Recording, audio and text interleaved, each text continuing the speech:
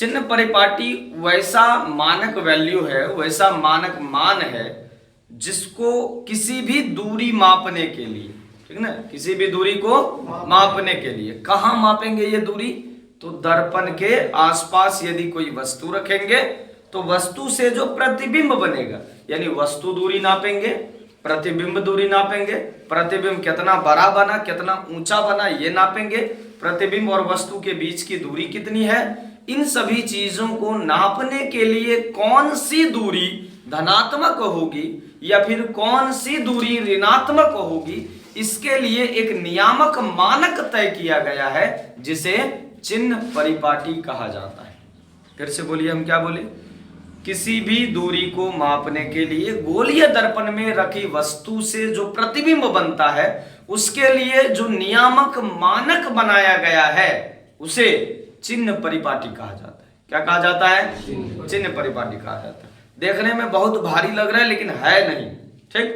क्या है? गोलीय दर्पण में किसी भी नियामक, ठीक ना, किसी भी दूरी के नियामक को मापने के लिए, यानी एक्स और वाई के वैल्यू को कहीं से हम निकाल सके, इसके लिए जो एक मानक वैल्यू बनाया गया है निर्देशांक ले लेकर, इसी को कहते हैं चिन्ह परिपाटी। 3 बार हो गया। अब इसको देखिए यह है क्या, ध्यान दीजिएगा, जो लिखा था उसको हटाइए दिमाग से ना, खाली धनात्मक ऋणात्मक मानक मान है जो गणितीय रूप में हमको दिखाएगा कि माइनस में गया कि प्लस में दूरी गया। अब ये 4 चीज जो निर्देशांक वाला पढ़े थे, कोऑर्डिनेट जियोमेट्री, उसी तरह का लग रहा है ना, 10वां में जो पढ़े थे आप लोग। तो यहां देखिए क्या है, मूल बिंदु। क्या है? मूल बिंदु। क्या है? मूल बिंदु। मूल बिंदु से इधर जाएंगे तो धनात्मक, याद कीजिए, याद नहीं है, y का वैल्यू धनात्मक होता है। अब मूल बिंदु से इन आएंगे तो ऋणात्मक, y डैश का वैल्यू माइनस में होता है, ना होता था। फिर देखिए, मूल बिंदु से इधर जाएंगे x का वैल्यू तो धनात्मक, अब मूल बिंदु से इधर जाएंगे x डैश का वैल्यू तो ऋणात्मक। सब चीज वही है, कहाँ चेंज हुआ है? 2-3 चीज चेंज हुआ है। क्या? ऊपर भी जा रहे हैं तो धनात्मक ही ना होगा, और नीचे भी आ रहे हैं तो क्या? ऋणात्मक होगा। अगर हम इस मूल बिंदु से, इस मूल बिंदु को, चूंकि दर्पण है, गोलीय दर्पण है, तो इस मूल बिंदु को गोलीय दर्पण का ध्रुव कहेंगे। क्या कहेंगे? गोलीय दर्पण का ध्रुव कहेंगे।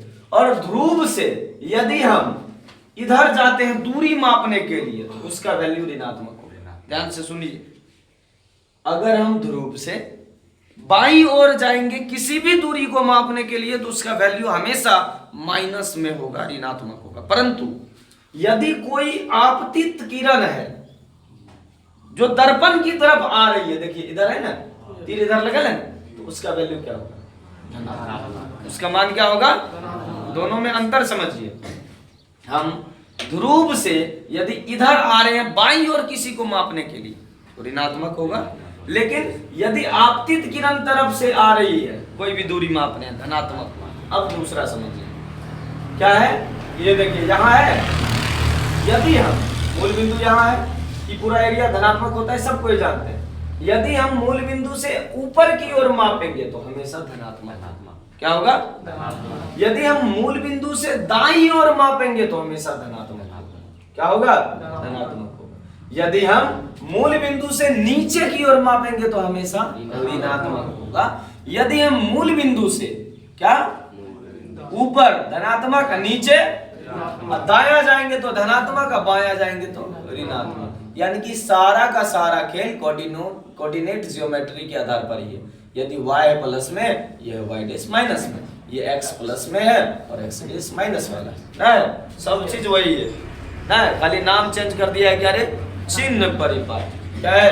चिन्ह परिपाटी। अब दोनों दर्पणों के लिए हम लिख दिए, उत्तल दर्पण के लिए भी अलग से क्या क्या जरूरी पड़ेगा और अवतल दर्पण के लिए भी अलग से क्या क्या जरूरी पड़ेगा। देखिए, अवतल दर्पण के लिए फोकस दूरी होना चाहिए, नहीं होना चाहिए, लेकिन जब भी अवतल दर्पण की फोकस दूरी लेंगे तो वो -f लेंगे। क्या लेंगे? यानी कि हमको कहेगा एक दर्पण की फोकस दूरी -20 सेंटीमीटर है तो दर्पण कौन सा है? अवतल दर्पण। कौन सा दर्पण? यानी उसमें देखना है वो दर्पण कौन सा है, तुमको पहचानना है। किसके माध्यम से? माइनस प्लस के माध्यम से ना। तो पहचान लिया ना। अगर -20 सेंटीमीटर है तो दर्पण कौन सा? अवतल। यदि किसी दर्पण की फोकस दूरी +10 सेंटीमीटर है तो दर्पण कौन सा? कौन सा दर्पण? उत्तल दर्पण। याद रहेगा। अच्छा, दोनों में वस्तु दूरी हमेशा माइनस में होगा। काहे कैसे हुआ ये बात? ये दर्पण है नहीं रे, दर्पण के इधर रखेंगे वस्तु, तो वस्तु दाया बायां तरफ जाएगा तो माइनस में ना होगा, बायां तरफ जाएगा तो माइनस में होगा। तो देखो कोई भी दर्पण लो, ये अवतल दर्पण, वस्तु रखाएगा इधर ही, नहीं रखाएगा रे? बोल भी नहीं करेगा। ये अवतल दर्पण है, उत्तल दर्पण भी लेंगे तो वस्तु रखाएगा इधर ही ना।